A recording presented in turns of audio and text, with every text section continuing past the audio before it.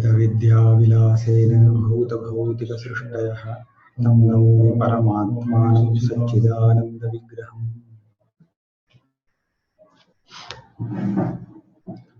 अतएव वेदांतवाक्यानां ब्रह्मणि प्रामाण्यम। वहीं से प्रारंभ करना है।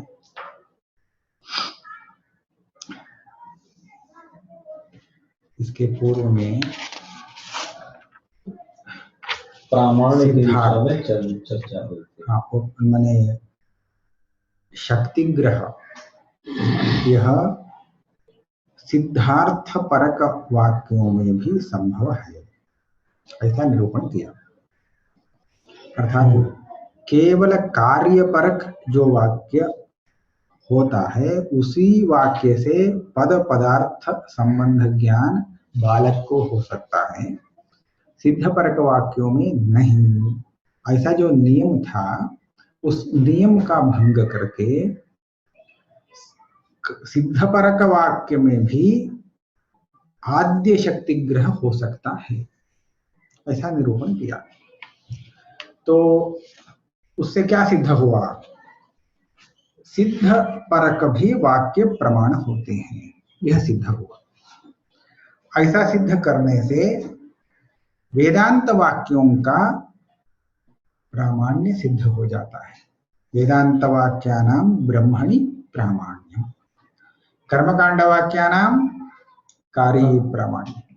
यह ऐसा करना है, ऐसा नहीं करना है, तो ऐसा कर्मकांड वाक्य कहता है, और वेदांत वाक्य तो वस्तु तत्व को दिखाता है, ब्रह्म स्वरूप को समझाता है। यथा चैतत् तथा विषय परिच्छेदे वक्ष्यते। वेदांत वाक्यानां ब्रह्मणि प्रामाण्यम। वेदांत वाक्य ब्रह्म विषय में प्रमाण है। ये आपने अभी प्रतिज्ञा किया, इसका उपादन विषय परिच्छेद में हो।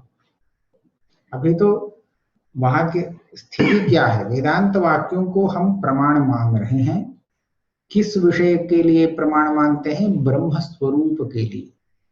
तो ब्रह्म स्वरूप का ज्ञान वेदांत वाक्य रूप प्रमाण से होता है। अर्थात तद भिन्न में नहीं, तद भिन्न माने उसके अनुकूल जो कुछ भी होगा उसमें भी,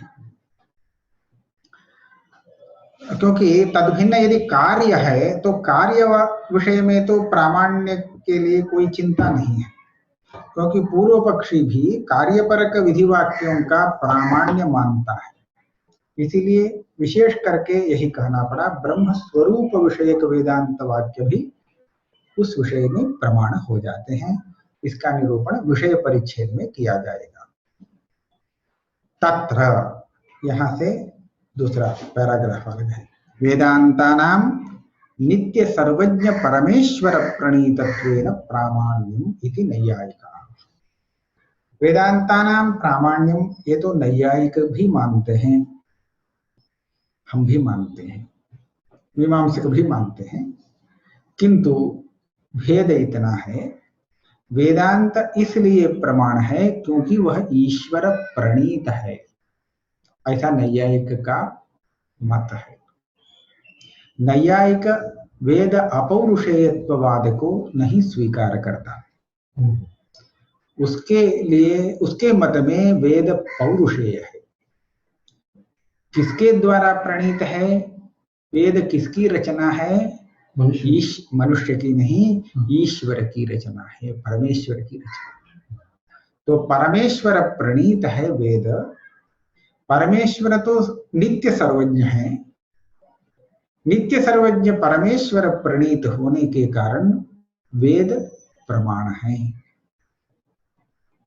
तो प्रामाण्य को अवधारित करता है और कहता है पुरुष प्रणीत है, और हम पुरुष वो कहता है। पुरुष माने देखिए, प्रामाणिक पुरुष यदि ग्रंथ बनाता है तो वो तो प्रमाण होता है, क्योंकि आप्तवाक्यम प्रमाणम।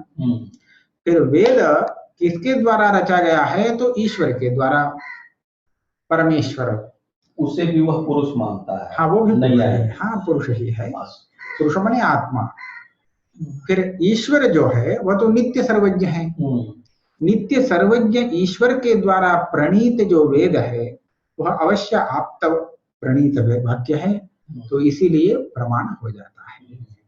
हम भी यस्य विश्वसितो वेदाः इति वदामः। हाँ, उसके हमारे में वो आगे आएगा। यह नैयायिकों का मत है। तत्र वेदांत प्रकृत होने से वेदांत ऐसा कहा संपूर्ण वेद के लिए है। तो वेदांतानां नित्य सर्वज्ञ परमेश्वर प्रणीतत्वेन प्रामाण्यम इति नैयायिकों का मत है। वेदानां नित्यत्वेन निरस्त समस्त पुंदूषणतया प्रामाण्यम इति अध्वर मीमांसकाः। मीमांसक यज्ञ अध्वर मीमांसक कहते हैं पूर्व मीमांसकों को, क्योंकि अध्वर माने यज्ञ की मीमांसा करते हैं, इसलिए वह अध्वर मीमांसक है। अध्वर मीमांसक लिखा है। हाँ, तो अध्वर मीमांसक क्या मानते हैं? वेद को अपौरुषेय मानते हैं। कैसे अपौरुषेय? किसी भी पुरुष ईश्वर के द्वारा भी वह प्रणीत नहीं है। ईश्वर भी वेद की रचना नहीं करता, वह वेद का उपदेष्टा बन सकता है, उपदेशक। तो पहले ईश्वर के पहले से भी वेद है। हाँ है, नित्य है। जैसे ईश्वर नित्य है उसी तरह वेद भी नित्य है। फिर जब सभी प्राणियों का नाश प्रलय हो जाता है उस समय वेद को कौन याद रखता है? ईश्वर याद रखता है। और अगली सृष्टि में ब्रह्मादि मनुष्यों की सृष्टि करके उपदेश देता है। यो ब्रह्मांडं विदधाति पूर्वं यो वै वेदांश्च प्रणोति तस्मै। ये अर्धमीमांसक ऐसा कहते हैं, अर्धवेदांति अर्धमीमांसक। जो केवल मीमांसक होते हैं, अधर मीमांसक, वो तो सृष्टि और प्रलय को मानते ही नहीं। बीच में सृष्टि प्रलय की कोई संभावना नहीं है। न कदाचिद अनीदृशं जगत, इस जगत में कहीं न कहीं वेद की परंपरा है ही, गुरु शिष्य परंपरा। पूर्व मीमांसक मानते हैं। हाँ, मानते हैं। तो इस तरह देखा जाए तो वेद लुप्त होता हो, फिर किसी के द्वारा उपदिष्ट होता हो ईश्वर के द्वारा, इसकी कल्पना ही नहीं है। बड़ी अच्छी कल्पना तो है। हाँ, कहीं ऐसा प्रलय नहीं जहां एक भी मनुष्य नहीं रहे। ऐसा हो सकता है इस गांव में, इस नगर में कोई अध्येता नहीं है इसलिए वेद लुप्त हो गया, किंतु दूसरे गांव में होगा। इसी तरह दूसरे ब्रह्मांड में होगा। उत्तर प्रदेश में नहीं है या तो दक्षिण प्रदेश में, दूसरे ब्रह्मांड में हो जाएगा। बहुत अच्छा। तो इस तरह संपूर्ण कभी ऐसा कोई काल नहीं जब वेद सर्वथा लुप्त हो, कहीं भी ना हो। पुनः सृष्टि करके ईश्वर को उपदेश करने की आवश्यकता ही नहीं। तो इसलिए नित्यत्वेन निरस्त समस्त पुंदूषणतया स्वतः प्रामाण्य वो मानते हैं। उनके लिए आप्त का वाक्य होना यह प्रामाण्य के लिए आवश्यक नहीं, किंतु अनाप्त का वाक्य होना यह अप्रामाण्य का ज्ञापक है। हाँ, अप्रामाण्य का परतस्तु मानते हैं। यह वाक्य किसी अप्रामाणिक व्यक्ति का नहीं है तो इतना पर्याप्त है। हम पहले उस वाक्य पर विश्वास ही करेंगे।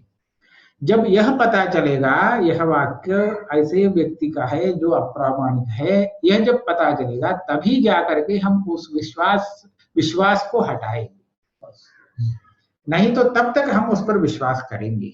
वो किसका वाक्य है यह नहीं देखेंगे, यह स्वतः प्रामाण्यवाद है।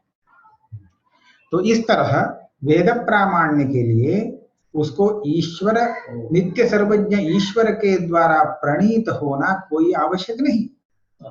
वेद का कर्ता ही नहीं हो, वह ऐसे ही है तो भी निरस्त समस्त पुंदूषण, पुरुष कर्तृत्व होने से जो दोष लग सकते हैं, भ्रम प्रमाद करना पाटव इत्यादि, वो कोई भी दोष वेद में नहीं है क्योंकि वह पुरुष है। तो इसीलिए वो स्वतः प्रमाण है। निरस्त समस्त पुंदूषणतया प्रामाण्यम इति अधर मीमांसका, पूर्व मीमांसक कहते हैं। फिर हम वेदांती क्या कहेंगे, आप नैयायिक पक्ष में हैं अथवा मीमांसक पक्ष में, तो कहते हैं हमारा भी एक तीसरा मत है, अस्माकं तु मते वेदो न नित्यः, वेद को हम नित्य नहीं मान सकते, क्योंकि उत्पत्ति मत्वा, वेदों की उत्पत्ति प्रमाण सिद्ध है। कहा आपने देखा क्या वेद की उत्पत्ति, तो कहते हैं उत्पत्ति मत्वंच अस्य महतो भूतस्य निश्वसितमेतत् यद् ऋग्वेदो यजुर्वेदः सामवेदो अथर्ववेदः इत्यादि श्रुते।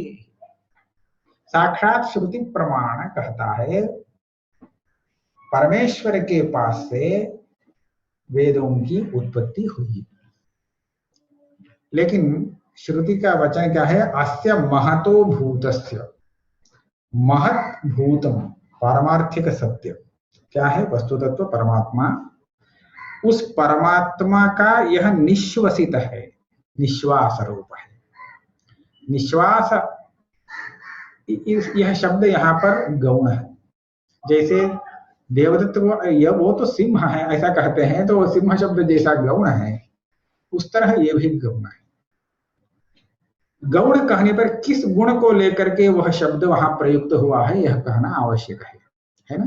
देवदत्त को हम सिंह कहते हैं, तो आपको पूछना पड़ेगा आप कौन सा गुण पा रहे हैं, सिंह का गुण उसमें है शौर्य, हाँ शौर्य इत्यादि कुछ कहना पड़ेगा, पराक्रम।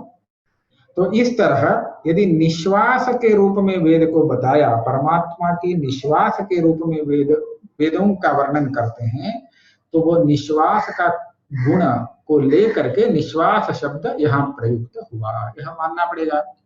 तो गुण क्या है, ये यही देखिए, हम लोग उच्छ्वास निश्वास करने के लिए कोई बड़ा सा प्रयास नहीं करते हैं, वो अनायास ही हो जाता है।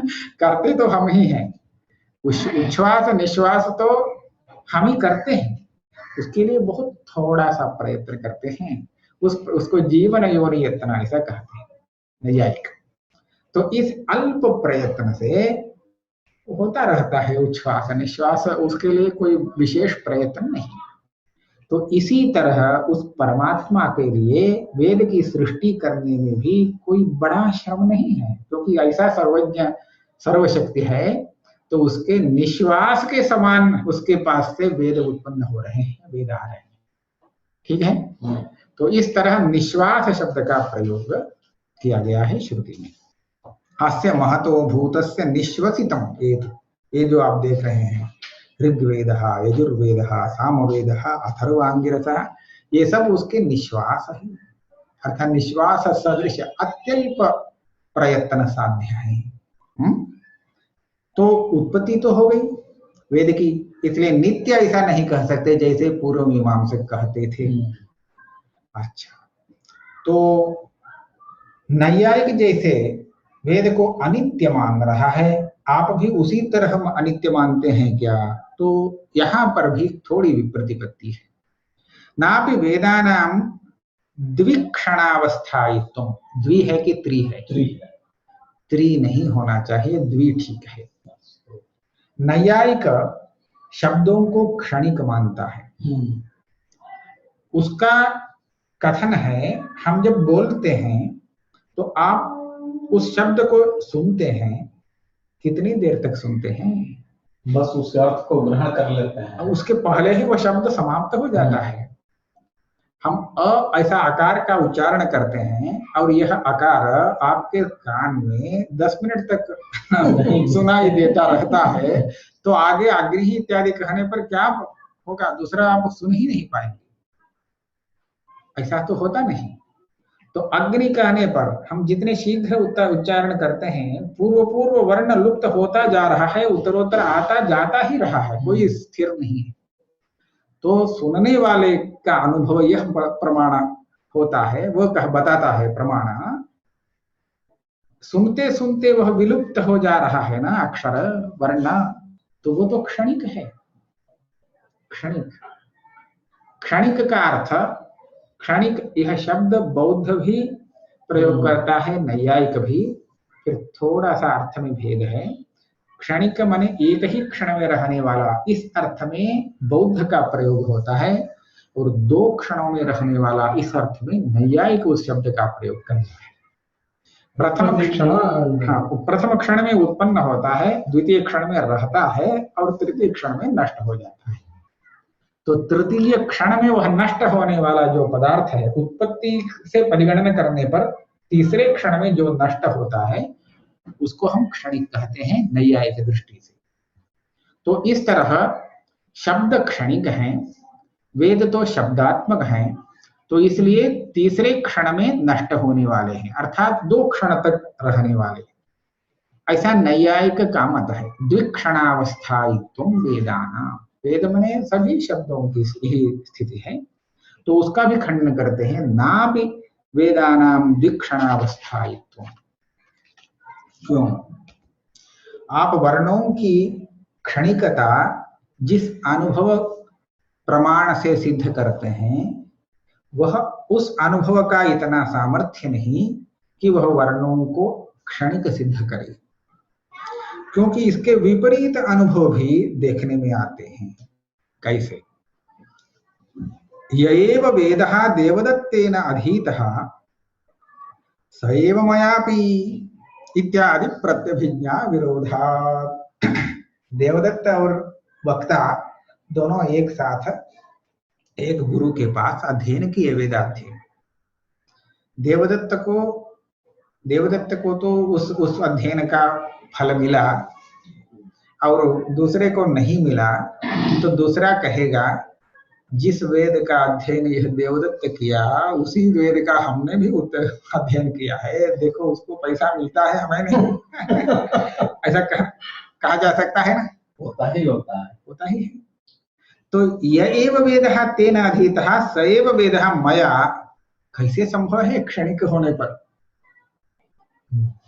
तो उसका वेद अलग हो जाएगा, इसका वेद अलग हो जाएगा। वो जिस वेद का उच्चारण करता है वो क्षणिक है, उसके मुख से उत्पन्न हुआ और गया। ये जो यज्ञदत्त जो वेद बोलता है वो उसके मुख से उत्पन्न होता है और नष्ट होता जा रहा है। तो देवदत्त के मुख से निकला हुआ वेद, यज्ञदत्त के मुख से निकला हुआ वेद, दोनों अभिन्न तो नहीं हो सकते, जो क्षणिकता पक्ष में।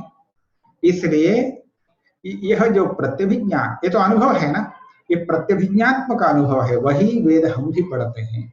तो ये जो प्रत्यभिज्ञात्मक अनुभव है, इसका विरोध होता है शब्द को क्षणिक मानने।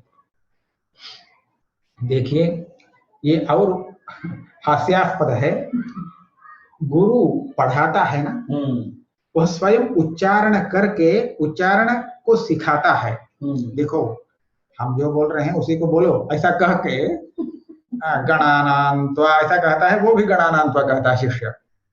गुरु जिस गणानान्त्वा का उच्चारण करता है, उसका उच्चारण छोड़कर दूसरे गणानान्त्वा का उच्चारण यदि शिष्य करे, तो गुरु कैसे उसको वेद सिखाता है? ये अलग हो गया, वो अलग हो गया। अपना गणानान्त्वा अलग है, उसका गणानान्त्वा अलग है। तो ऐसा तो संभव नहीं। तो यएव वेदः देवदत्तेन अधीतः स एव मयापि, जिस वेद को हमारे गुरु पढ़े हैं उसी वेद को हम पढ़ते हैं, ऐसा जो कहते हैं वो भी गलत हो जाएगा। इसलिए उसको क्षणिक मानना उचित नहीं है। तो अतएव गकारादि वर्णानामपि न क्षणिकत्वम्, वो भी क्षणिक नहीं है। क्यों? सोयम गकारः इति प्रत्यभिज्ञा विरोधात्। यही तो गकार आप भी उच्चारण कर रहे हैं, जिस गकार का आप उच्चारण कर रहे हैं उसी गकार का हम भी उच्चारण कर रहे हैं। तो ऐसा कहने से गकार एक है, ऐसा ही पता चलता है।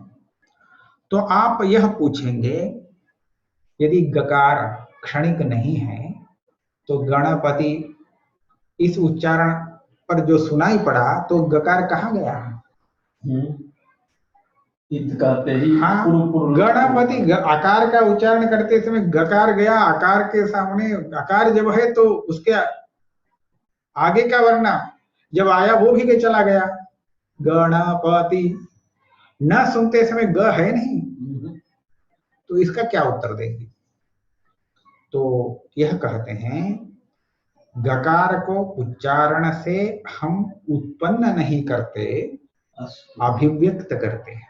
अस्तु अस्तु और उसकी अभिव्यक्ति क्षणिक है, वह क्षण भर वहां दिख करके फिर अंतर्हित हो जाता है दिखना एक क्षण मात्र के लिए है। जैसे बहुत अच्छा। अंधकार में बहुत से पदार्थ हैं, आप आंखों से उसको उनको नहीं देख सकते, बिजली चमकती है, क्षण भर के लिए आप उन पदार्थों को देख पाते हैं और फिर वह अंतर्हित हो जाता है। ऐसा ही है ना? तो एक क्षण के लिए ही आप देख पाए, क्या इसी आधार पर आप उन पदार्थों की क्षणिकता मानेंगे? नहीं, पदार्थ तो है लेकिन देखने में आया एक क्षण के लिए ही दर्शन हुआ, यही है। तो उसी तरह अभिव्यक्ति, वर्णों का सुनना, वह क्षणिक है। वह क्यों क्षणिक है? क्योंकि उच्चारण क्षणिक है, उच्चारण क्रिया क्षणिक है, इसीलिए उसके द्वारा होने वाली अभिव्यक्ति माने उसका प्रत्यक्ष, श्रोत्रेंद्रिय जन्य प्रत्यक्ष, वो भी क्षणिक है। अतः क्षण भर के लिए वो आता है और चला जाता है, अंतर्हित हो जाता है, ऐसा भी कहा जा सकता है। तथा च हम ऐसा मानेंगे, आप देखिए अभी ग्रंथकार ने ऐसा कहा, हम वर्णों को अत्यंत नित्य, मीमांसक जैसा कह रहे थे वैसा नित्य भी नहीं मानेंगे, फिर नैयायिकों की तरह क्षणिक भी नहीं मानेंगे, तो कैसा मानेंगे? तो कहते हैं आकाशादिवत सृष्टि काल में उत्पन्न होकर प्रलय काल तक रहता है। हमारे मत में सृष्टि प्रलय सब है वेदांत में। तो सृष्टि में एक बार उत्पन्न होकर के प्रलय पर्यंत स्थिर रहता है, फिर अगली सृष्टि में प्रलय पर्यंत कहा ना, तो प्रलय में वो भी नष्ट हो ही जाता है, फिर अगली सृष्टि में ईश्वर पुनः उसको उत्पन्न कराता है। तथा च वर्ण पद वाक्य समुदायस्य वेदस्य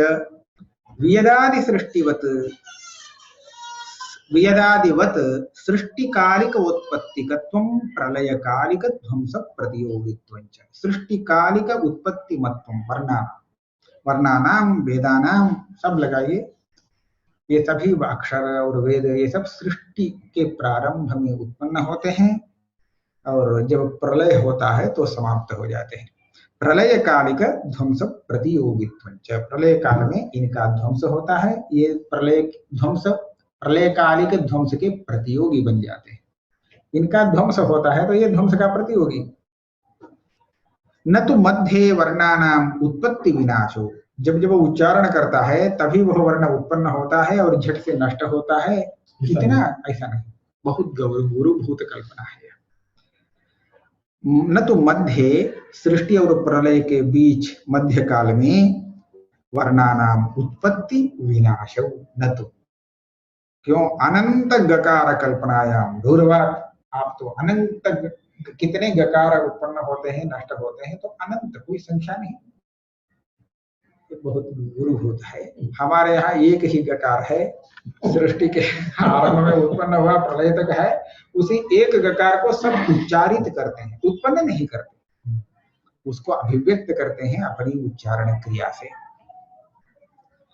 अनंत गकार कल्पनायाम गौरव अनुच्चारण दशायाम वर्णानाम अनभिव्यक्ति तदुच्चारण रूप व्यंजका भावात न विरुध्यते अंधकारस्थ घटानुपलम भवति। जब उच्चारण नहीं होता उस समय वह गकार क्यों उपलब्ध नहीं हो रहा है? तो इसका उत्तर है क्योंकि उसका अभिव्यंजक होना चाहिए, वो नहीं है। उच्चारण ही वर्ण का अभिव्यंजक है, उच्चारण नहीं है, वो खत्म हुआ, इसीलिए उसकी अभिव्यक्ति भी नहीं टिक रही है, यह उच्चारण अर्थ है। जैसे अंधकारस्थ घट का अनुपलम है, अंधकार में हमने जो उदाहरण दिया, बिजली में एक क्षण के लिए वह दिखा, फिर से वो अंतर्धान हो गया, क्यों? उसका प्रकाशन नहीं है, अभिव्यंजक नहीं है, तो इसीलिए ऐसा हुआ। उत्पन्नो गकारः इत्यादि प्रत्यक्षन्तु स्वयं गकारः इत्यादि प्रत्यभिज्ञा विरोधात् अप्रमाणम। नैयायिक दिखाता है अनुभव, देखो ये आपने उच्चारण से गकार को उत्पन्न कर रहा है, विलक्षण व्यवहार है। और लोग तो ऐसा व्यवहार नहीं करते हैं। हम वर्णों की उत्पत्ति नहीं करते, वर्णों का उच्चारण करते हैं, उत्पादन नहीं। व्याकरण भी तो स्फुटवाद में आप ही को मानते हैं। हाँ मानते हैं, नैयायिक को नहीं। तो वैयाकरण भी शब्द को नित्य मानते हैं, स्फोट को। तो स्फोटक का हम उच्चारण से अभिव्यक्ति करते हैं, उसको उत्पादित नहीं करते। किंतु नैयायिक के लिए तो वो उत्पन्न होता है, तो वो कोई ऐसा प्रमाण नहीं, क्योंकि वो अनुभव स्वयं गकारः इस प्रत्यभिज्ञा अनुभव से बाधित है, प्रमाण नहीं है। वर्णाभिव्यंजक ध्वनिगत उत्पत्ति निरूपित परंपरा संबंध विषयत्वेन प्रमाणं वा। दो समाधान दिए। उत्पन्नः कहा, विनष्टः कहा, ऐसा जो प्रतीत है यह तो भ्रम है, ऐसा कह दीजिए। क्योंकि सैव ककारः ऐसा प्रत्यभिज्ञा से बाधित है। यदि आप उस प्रतीति को, उत्पन्नः कहा विनष्टः कहा, इस प्रतीति को भ्रम मानने में संकोच कर रहे हैं, तो आपके लिए दूसरा एक उपाय दिया जा रहा है। क्या उपाय है? परंपरा संबंध से उत्पत्ति उसमें है। रखिए कैसे? वर्णाभिव्यंजक ध्वनिगत उत्पत्ति निरूपित परंपरा संबंध विषयत्वेन प्रमाणं वा। इसका उपादन करने के पूर्व हम एक दृष्टांत पर विचार करेंगे। जल सुगंधित होता है अथवा नहीं? नहीं। आपको सुगंध युक्त जल हम दे सकते हैं? हाँ, निरुपाधिक जल। हाँ, वो आप विशेषण मत लगाइए। हम इतना कहेंगे यह जल सुगंधित है। यह प्रयोग गलत है अथवा ठीक है? व्याकरण की दृष्टि से तो शुद्ध है। व्याकरण दृष्टि के ठीक है। आपके व्यवहार की दृष्टि क्या बोलती है? यह सुगंधित जल है, ऐसा कहना व्यवहार ठीक है, ठीक मान रहे हैं ना? इस व्यवहार को आप कैसे ठीक मानेंगे? तो यह क्योंकि सुगंध और जल का संबंध नहीं है, तो जल को आप सुगंधित यह विशेषण नहीं लगा सकते, किंतु लगा रहे हैं। शास्त्र की दृष्टि से जल में गंध होता नहीं, तो इस व्यवहार को अप्रमाण माने अथवा प्रमाण माने। तो इस व्यवहार को प्रमाण मानने की, देखिए थोड़ी प्रमाण मानने के लिए एक उपाय है। देखिए, जल इसलिए सुगंधित हो जाता है क्योंकि सुगंधित द्रव्य उसमें मिलाया जाता है, तभी वह सुगंधित होता है। वास्तव में यह गंध होता है वह मिश्रित द्रव्य में, पार्थिव भाग में, और उसके मिलने से हम अभी जल को सुगंधित कह रहे हैं। तो यहाँ पर पार्थिव भाग में जो गंध है, उस गंध का जल के साथ ऐसा संबंध आया, स्वाश्रय संयुक्तत्व। स्वम माने गंध लीजिए, स्वाश्रय होता है पार्थिव भाग, उस पार्थिव भाग से संयुक्त हुआ है, मिश्रित हुआ है ना, संयुक्त हुआ है जल, तो स्वाश्रय संयुक्तत्व यह संबंध हो जाता है सुगंध और जल का। सुगंधित जल, इस प्रयोग में आप सुगंध और जल का संबंध देखते हैं। तो वह क्या संबंध है? गंध समवाय संबंध से जल में है यह नहीं, वह समवाय संबंध नहीं। गंध तो समवाय संबंध से पृथ्वी में ही रहता है, किंतु उस पृथ्वी का संयोग अभी जल में है। तो इसलिए स्वाश्रय जो पार्थिव भाग है उसका संयोग, यह हुआ गंध और जल का परंपरा संबंध। तो इस परंपरा संबंध को लेकर के आप सुगंधित जल यह प्रयोग कर रहे हैं, आप जल को सुगंधित देख रहे हैं, जान रहे हैं, तो ये तो ठीक है, इसमें तो कोई आपत्ति नहीं हो सकता है। ठीक है, प्रयोग है, देखा गया है, दिखाया जा सकता है, दिखाया जा सकता है। हम एक और दूसरा उदाहरण दें।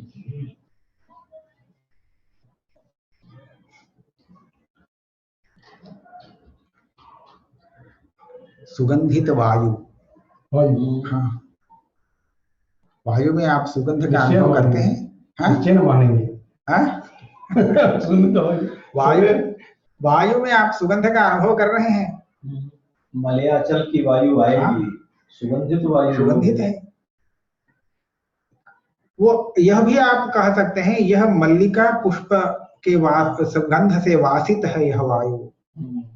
तो वायु के साथ आप जिस गंध का अनुभव कर रहे हैं वह गंध है किसी एक पुष्प विशेष का, लेकिन वह पुष्प विशेष आपके पास नहीं आया है, उससे स्पृष्ट होकर के उसका स्पर्श पा करके वायु आपके पास आया है।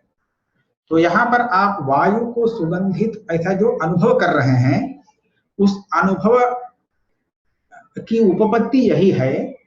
पुष्प के ऊपर जब वह उस वायु का स्पर्श हुआ तो पुष्प के सुगंधित कण वायु के साथ मिल गए और आपके नासिका पुट में अंतः प्रवेश कर रहे हैं। तो इस तरह से वायु में आप सुगंध का अनुभव कर रहे हैं। संबंध क्या है? सुगंधित पुष्प के कुछ अणु के साथ वायु का संसृष्ट होना। तो स्वाश्रय है पुष्प के कण, तत्संयुक्त है यह वायु। तो स्वाश्रय संयुक्तत्व संबंध को लेकर के वायु सुगंधित ऐसे कहते हैं, है ना? तो इसी तरह परंपरा संबंध, अब ये भ्रम नहीं है तो ठीक है, इस रूप में आप यदि जानते हैं उसको तो ये तो भ्रम नहीं। समवाय संबंध से वायु में गंध होता है ऐसा यदि आप कहेंगे तो वह भ्रम है। तो इस तरह देखते हैं। तो वर्णों गकारः उत्पन्नः, यहाँ उत्पत्ति किसकी हुई? गकार का अभिव्यंजक जो उच्चारण, वह उच्चारण उत्पन्न हुआ। तो उच्चारण में स्थित जो उत्पत्ति है उस उत्पत्ति को आप गकार में, उच्चारित गकार में देख रहे हैं। अथवा यह एक प्रकार है। दूसरा प्रकार ग्रंथकार जिस प्रकार को कहते हैं उसको कहते हैं आपके उच्चारण मात्र से वर्णों की अभिव्यक्ति होती नहीं।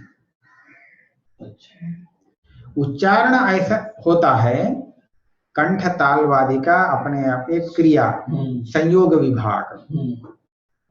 देखिए हम संयोग विभाग आपको करते हैं, उच्चारण होता है क्या? हाँ, वही संयोग विभाग। लेकिन कुछ समझ में नहीं आ रहा है, कुछ सुनाई नहीं पड़ रहा है।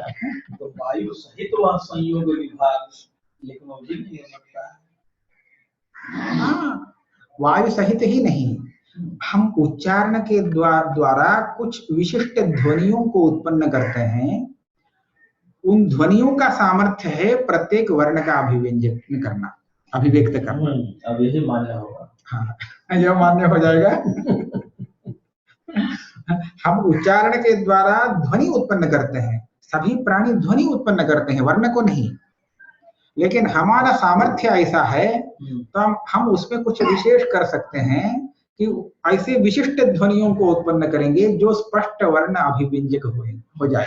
ध्वनियां व्यंजित करती हैं उन वर्णों को, ठीक है?